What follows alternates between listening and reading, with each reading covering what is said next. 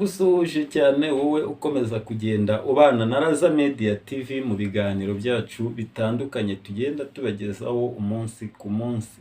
Guhaye ikaze rero kuri uno munsi turi kuri Noheli, nkwifurije Noheli nziza abo twabanye umwaka wose ushize kugeza ubu ngubu, ndetse n'abo tugiye kubana guhera ubu ngubu kugeza mu yindi myaka izaza. Bahaye ikaze ku muryango mugari ndetse mbifuriza gukomeza kugira ibihe byuzuyemo ibyiza byose mwifuza. Noheli nziza rero ko aho mugiye muherereye hirya no hino, aho muri mu gihugu ndetse n'abari hanze yacyo, ndabizi ko hari ababa badukurikiranye.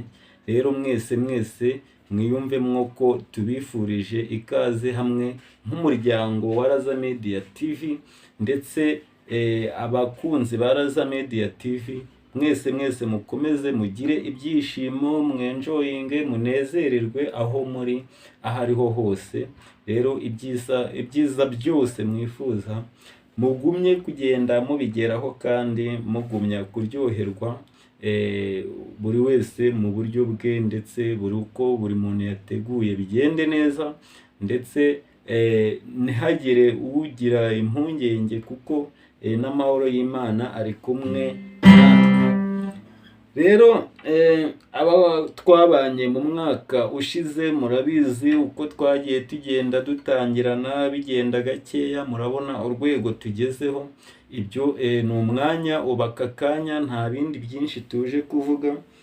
Ni ukubashimira cyane ku nkunga mwagiye mugenda mudutera, uko mwagiye mudushyigikira mugenda mureba ibiganiro twagiye tugenda tubagezaho.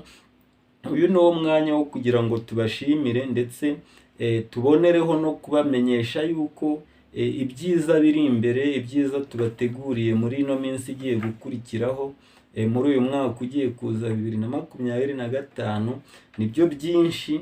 Tubasaba gukomeza kuba hamwe na Raza Media TV, ndetse dukomeza kugenda dushyigikira ibiganiro tugenda dushyiraho, mubireba mugenda mukanda share, mutubwira uko byifashe hirya no hino.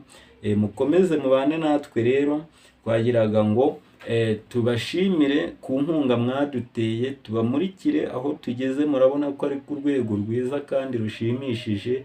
Twizeye ko n'ibindi tuzabigeraho kuko muri abantu b'ingenzi kuri twe. Rero uno munsi ni Christmas, cyangwa se ni umunsi tuzirikanaho ukuvuka kwa Yesu Kristo ku bakristu, ndetse n'abandi batari abakristu nabo bamaze kubimenyera ko iki gihe kibaho. Nyine ni ukuvuga ngo buri wese ku munsi mukuru we yizihiza ajye ahabwa agaciro. Noneho rero tumvikane kuri aka kantu tuti ab'ijuru baririmba. Iyi ndirimbo murayizi yuko yagiye ibica bigacika mu bihe bitandukanye mu rwego rwo kwizihiza Noheli, ariko twebwe ntabwo tuje kwiririmba kuko nabyo ni uwundi mwanya, ni akanya gato twari dufashe ngo tubashimire kuba tuzahura nanone muri video zitaha. Nyine ndagira ngo tuzahahurire twese twiteguye kumva ibintu bishyashya, ibyo twumvise ndetse n'ibyo tutumvise. Ibyo byose bizagumya bice kuri Raza Media TV nk'ibisanzwe. Mugire amahoro y'Imana, mukomeze musangire n'abandi nyine ku byo Imana yagiye igenda ibagezaho. Mbifurije kandi nanone kwinjira mu mwaka wa 2025 amahoro. Aracyabura iminsi mikeya kugira ngo tuwugeremo, ariko ndizera nta muntu n'umwe nkurikiranye utazawugeramo. Ngayo nguko rero Raza Media TV ni yanyu, mujye mukomeza muyikurikirane.